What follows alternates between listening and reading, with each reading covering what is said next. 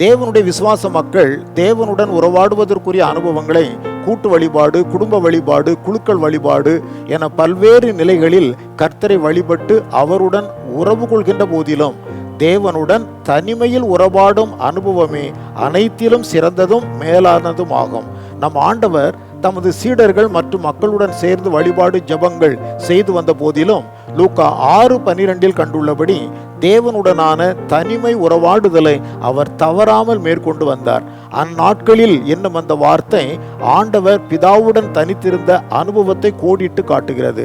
தேவனுடன் நாம் தனித்திருப்பது நம் மனதை அமைதிப்படுத்தும், நம் மனதின் ஏக்கங்கள் வாஞ்சைகளை அறிவிப்பதற்கு உதவும், நம் ஆவிக்குரிய வாழ்வில் பழுதடைந்திருக்கும் பகுதிகள் சீரடைய தேவ பலனை பெற்று தரும், தகப்பனுடன் தனிமையில் பேச வேண்டியவைகளை மனம் விட்டு பேசுவதற்கு உதவும்.